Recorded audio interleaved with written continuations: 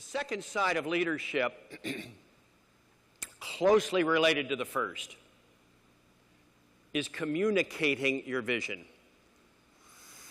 Leaders, it's one thing to have a vision, but if you cannot communicate it, guess what? Nothing is going to happen.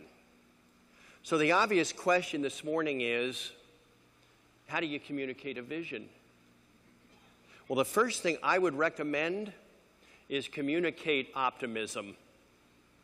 President Ronald Reagan said, optimism is a choice and one of the most powerful ones you can make. So every day as a leader, you get to make a decision. I'm going to be an optimistic leader or I'm going to be a pessimistic leader. Years back when Tommy Lasorda retired as the manager of the Dodgers, he managed them for 20 years, which led to a Hall of Fame induction.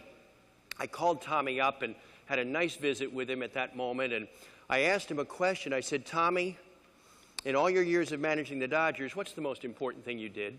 I thought it was going to be his bullpen or his pitching rotation or left and right-handed hitters, something like that. You know what he told me?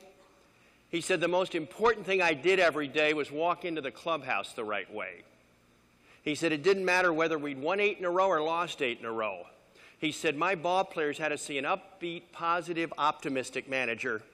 If they had seen my chin down at my belt buckle, he said, that would have spread across the clubhouse like wildfire and destroyed the team. We're communicating optimism. And I would say optimism trumps pessimism every time. The second thing we're communicating is hope. Napoleon once said, a leader is a dealer in hope. And everybody you work with all day long, keep this in mind, they cannot survive for 10 seconds without hope. George Halas, the longtime owner of the Bears, said, hope, hope, hope. How can we live without hope? And I love the way the poet Emily Dickinson put it. She said, hope is the thing with feathers that perches in the soul and sings the tune without the words and never stops at all. The third thing that we must communicate is inspiration and motivation. Part of the job description, and I wish it wasn't that way. This will be my 40th season in the NBA coming up this fall. Just one time, just 1 year. I would like everybody on the team to be self-inspired and self-motivated. Just 1 year. That's all I'll take. I'll be happy. Hasn't happened yet. And I'm getting a tad discouraged. How about you all?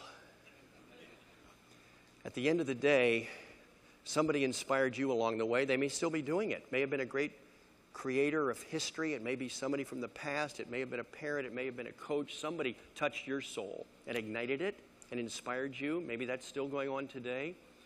And we're having that same effect on people. They need inspiration, and they need to be motivated.